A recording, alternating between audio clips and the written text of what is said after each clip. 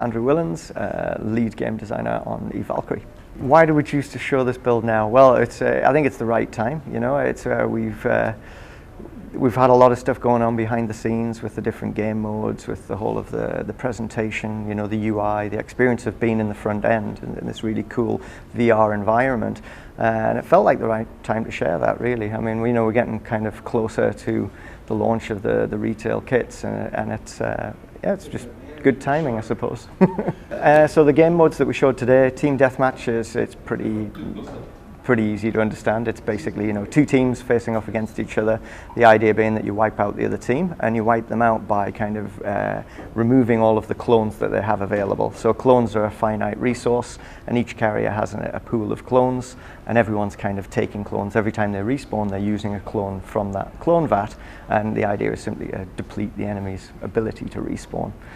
And the other game mode that we showed today was one we're calling, well, we're still calling it Control. You know, we're still playing around with what the perfect name for that mode is, but that's an objective-based game mode. And in this one, you kind of have three objectives. They're like satellite power stations, and the idea is that you'll basically put a drone down on one of these control points, which will then draw power from it, which will kind of speed up the drain rate of the enemy's clones. So you're effectively, it's like a ticker system. You're kind of removing more of the enemy resources by having a drone which is taking energy from this control point. And the cool thing about that is, you know, with a lot of traditional first-person shooter style games, you normally have to camp an objective. But with having the drone, you don't do that. So your drone is basically doing the camping for you, and that frees you up to kind of continue fighting and basically flying around, shooting targets, all looking for enemy drones, which is part of the gameplay. You know, looking for the laser line which connects the enemy drone to the satellite, and actually just destroying the enemy's drones. The countdown on the drone, I mean, we're still kind of messing with the timing. That's the point where it's counting down until another one becomes available. So it's basically saying you've deployed one, you know, another one will be available in X time. And that's whether or not, you know, you've kind of, you can replace that drone. So say you've got a drone on A, and that 30 seconds kind of elapses and you happen to be at B, you can deploy another one which would then kind of delete your first one and create another instance of one. Or it could be that an enemy has destroyed your drone, in which case you're kind of waiting until one's available so you can plant another one.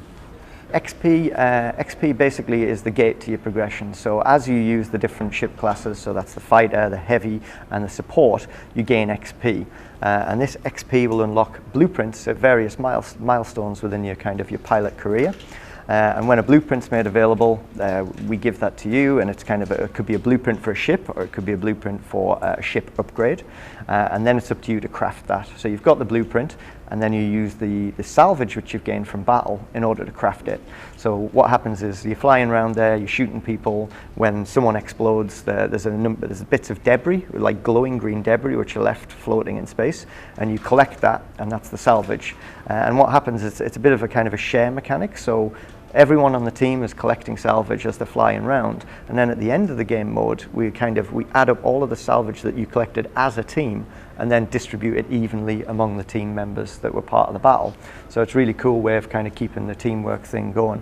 And then you use that salvage. There's three different elements. We have raw, which is like kind of the base salvage. Then we have component, which is a little bit more like highly valuable. And then we have prime, which is like the rarer type of salvage. And those three ingredients are used in the crafting of the ships and the upgrades. But you can get more XP by being a better pilot. You know, if you're chaining kills, there are obviously ways to, you know, boost the XP that you get, and you'll be given that if your team's doing particularly well, if you're doing particularly well as a pilot. You know, so there is a skill base behind it. Absolutely, we're being very careful with the balancing, and so you know, we're looking at where you start, what's the first ship that you get, what's the first, and that's like kind of for us, that's the Wraith, you know, the Wraith fighter, which we've seen today, and you can upgrade that, you can upgrade the armor, you can upgrade the shields, you know, so that will be like a competent kind of vehicle to ship to use, even when people have got stuff unlocked at the end of the progression. So we don't want to kind of OP the ship progression by having something which is just, you know, a total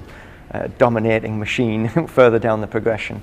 So the idea is that we'll have a nice kind of balance across all of the, even within the classes, but you know, the mix of the classes as well. There's an offset of using a fighter against a heavy. You know, there's an advantage to use a support at the right time for the sake of healing your team and, you know, keeping people in the battle.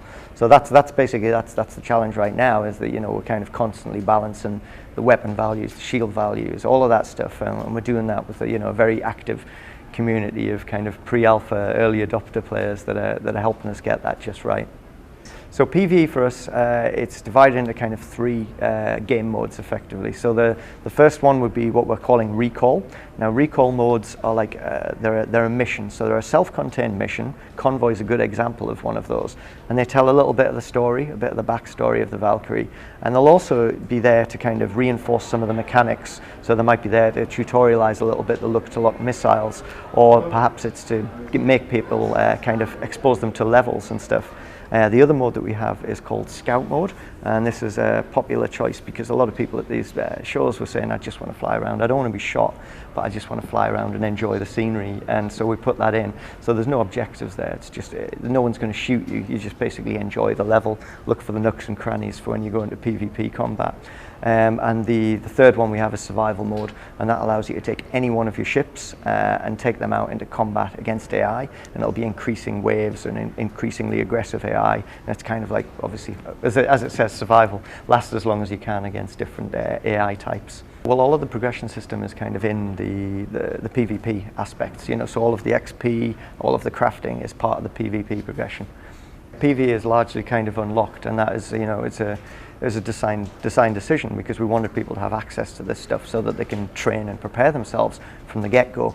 You know, it's like there are people there who don't want to kind of jump straight in, perhaps. You know, they think it's very competitive and they might want to take a little bit of time and get used to the mechanics and get used to the environments before they dive in against competitive online shooting. The PlayStation 4 version's awesome. We're still stress testing the numbers, you know, but yeah, I think, you know, we're probably looking at what I would hope would be, I don't know, 10v10, you know. We've had 10v10 in the office, so we'll see. It's all on performance, it's all on kind of optimization, and we're constantly kind of, you know, wrestling what the right value is for gameplay. But ideally, you know, you'd have 2 kind of full squadrons on each side. So yeah, I would hope that we end up with 10v10.